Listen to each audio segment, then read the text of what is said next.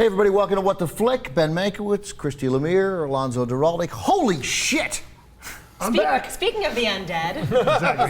Back by popular demand. Matt Atchity from Rotten Tomatoes. We missed you. Welcome back. I missed you guys. You were missed. Good to be back. Why don't you take care of World War Z? World War Z, based on the novel by Max Brooks, son of Mel Brooks. Not a lot of laughs in this book. I loved this book. The movie only really shares the title. But nonetheless, it's still a pretty effective zombie story. It focuses on a character played by Brad Pitt named Gerry Lane, who used to work for the UN, comes back at the beginning of an outbreak of zombieism, helps the UN try and track down Patient Zero in an effort to cure this terrible zombie plague. Let's watch the trailer. I don't want to leave you. Every human being we save is one less to fight.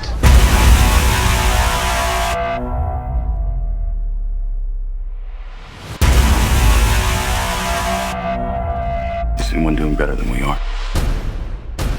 We don't know. Life as we know it will come to an end in 90 days.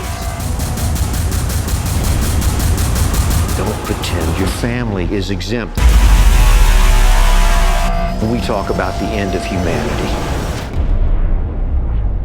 I like how they don't want to call it zombies at first. Like they're all reluctant to say the word zombie. Like they feel like idiots going, come on. Zombies, really? Yeah. But the zombie apocalypse is real and it is nigh.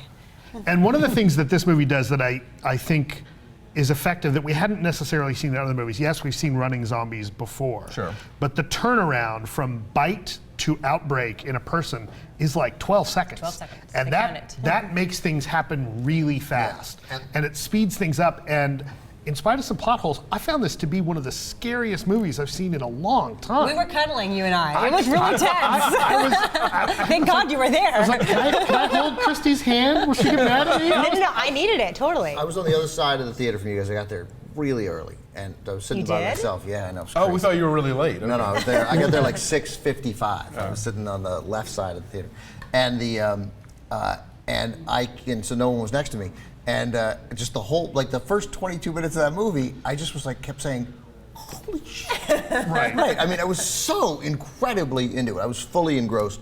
And then, the last back half of the movie wasn't as good as those first 22 minutes, but I was still really, really intrigued. I had to pee so badly, too. and I did not want to leave. I know, me too. Yeah. I would say that the last half is as good as the first half, but in a different way. Whereas the first half is intense, and it is just high energy, and it's very violent and very over the top. It gets really quiet in its tension in the second half I of agree. it. So It's a different kind of tension. I haven't felt this edgy and paranoid coming out of a movie since Aliens, I would say. Whoa, the rest of the really? the rest of the evening, I was like, This movie is terrifying. It's pretty. I felt more, for me, the Aliens is Alien, which is the movie that I can't watch. I saw Alien for the first time on television. Oh, no. And kept turning the TV off. So I turned off the TV, I'd be like, okay, you know.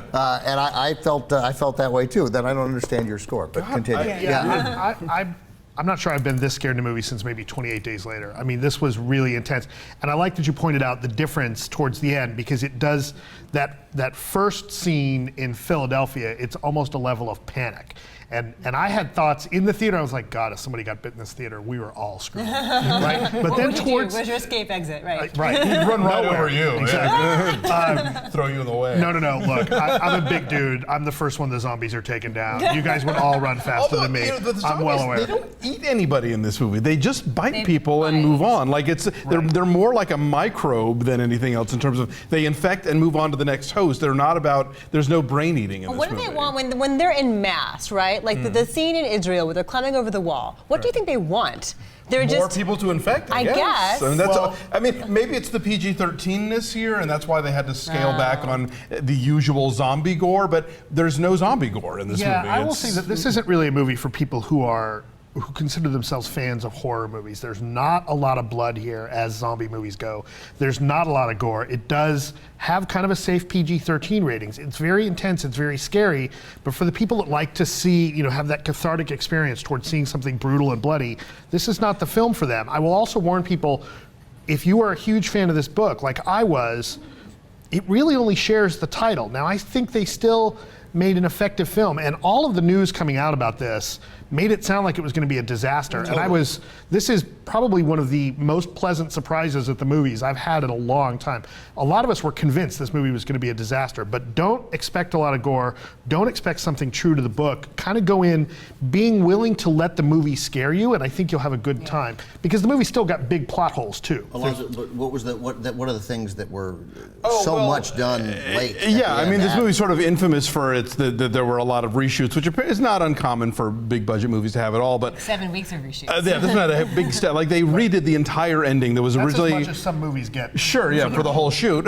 There was apparently originally a big zombie invasion of Russia that got completely scrapped. I see a couple of scenes of that. Yeah, it's sort of on TV. But the new sort of climactic act of the film was a redo basically. But what I found more striking was that they went back in and put in early scenes with Brad Pitt and Mireille, Enos, who plays his wife, and their kids, waking up, making breakfast in the morning before shit gets crazy.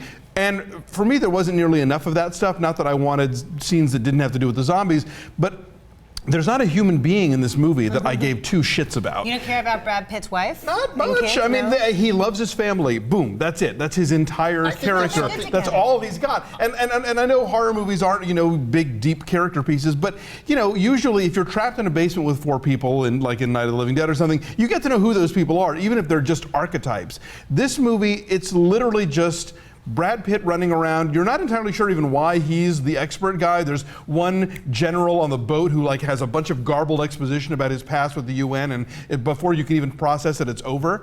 You have a lot of good character actors though in very small roles, like quick hits from David Morse, from James Badge Dale. I don't know. I didn't find it as scary as you guys. I did think it was effectively scary in a lot of ways and very suspenseful. And I think these are the smartest zombies we've ever seen in a movie in terms of tactics. We've never seen zombies that pile on each other like ants to create a pyramid to get up a wall or whatever. But by the end of it, I was like, I don't give a shit. Funny because I think all your points are technically correct about that we didn't get to know them very well. But, you didn't mind. But I did care about them anyway. I kept thinking I could stand if there were 13 more minutes of this movie that sort of built up their relationship.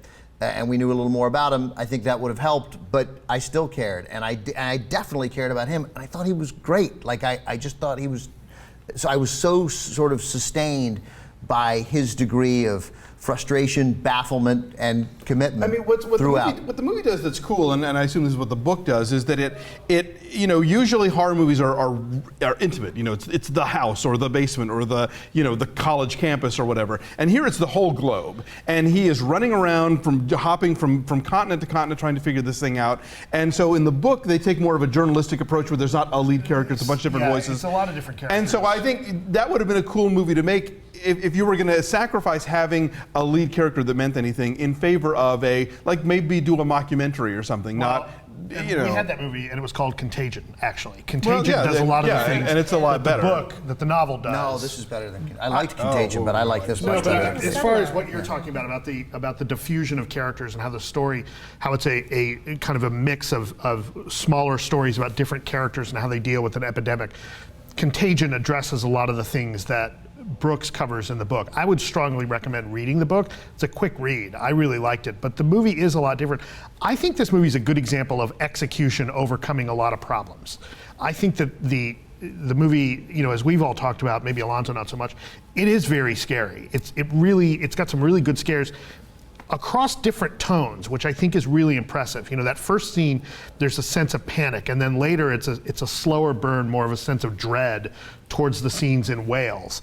But I think it does them all effectively, and you manage, at least for me, I didn't worry about the fact that they totally telegraph in the Wales scene how things are going to go down with Brad Pitt's character and how, what steps he's going to have to take as to whether or not he's going to surprise. There ends up being a very dramatic scene that you can that you see coming a mile 13 away. minutes earlier you know is coming. The way things go bad Yeah. in Israel really, really bothered me because they made this big point about how prepared they were and how smart they were, and then they do something which seems really, really stupid, and that bothered me. But I was along for the ride. It was in the individual scenes. It was scary enough. I agree. I think the Israel part doesn't hold up as well looking back, but that said, it was pretty gripping while we Right. were watching it, although it didn't Right. make a lot We of should sense. mention Mark Forster directed this. This is Yeah. a much better big action movie from Mark Forster than Quantum of Solace was. More effectively executed, to use your Spending phrase. Sunday having me watch 3 baseball games is more scintillating than Quantum of Solace. I thought Quantum of Solace was okay. I hated it. And I think, to me, what was most interesting about this movie, sort of overall, if you talk sort of big picture about it, was sort of what you were talking about, was the PG-13 part of it. Because I hate PG-13, and PG-13 is a recipe for sucking. In horror, especially. Yeah, but almost, to me, in anything, it's a recipe to tell sort of smart adults, this movie's not for you. And what we get with PG-13 is The Internship. And sort of these incredibly sort of soft-pedaled movies that you're thinking, just make it rated R. You don't have to be vulgar. Just make it for grown-ups, for crying out loud. But here, somehow, even though they didn't have the gore, which I don't need, but I get that people need, we still got it enough. Brad Pitt'll swing an axe, and you know he's hitting the zombie in the head, and we hear the sound, and there's a little tiny blood splatter, but we don't see it, and it was effective. And we talked about a scene where a soldier has to kill himself to prevent him from, because the infection's coming in 12 seconds. And so we hear the shot, we know it's happened. I thought somehow they managed to have me leave a movie where I felt that was for grown-ups, that felt rated R, but they got away with a PG-13 that didn't ruin it. What's implicit, it's even more scary to me sometimes. Go ahead. Right. Yeah, maybe if it's done well, it can be It does more leave effective. a certain amount to the imagination, which I think does help. I mean, it's Hitchcock style, right? The other thing, too, is I think where they're somewhat well served by what would otherwise be a cynical business decision, it's unlikely that you could make a $200 million gory zombie movie that's rated R, right? And Paramount's not going to do that. No studio's going to do that. That's why Guillermo del Toro backed out of At the Mountains of Madness, the Lovecraft story, because they wouldn't let it make a what they've R-rated done movie here is out of that. clearly hard to do and was accomplished effectively, and I can't off the top of my head think of many PG-13 movies that managed to find that Drag balance. Me to Hell is probably the last one I can think of It's that was not really scary. Right, that was fun. For me, it just really boiled down to I didn't care about the bad buzz or about the lack of gore. I just never got emotionally engaged with the thing, and I needed a character whose survival mattered to me, and I didn't get that from Brad Pitt. And so I was sort of eventually kind of at a remove, admiring the scale of it and the occasional scare moments and how they stage certain set pieces. But I left feeling kind of empty about it. Do numbers. 5.8. Janking it down. 7.5. It scared the hell out of me. 7. 7, the most gripping movie since Aliens? No, 7? no, there's things 7? wrong with it. No. There are character development things wrong with it, but it left me super, super tense. All right, and edgy, more than usual. I give it 8.5. It's great. It's great. I feel like I went low. I was thrilled from start to finish. It's not that long, which is great. And it's about 69% on the tomato meter right now. All right. Thanks, everybody.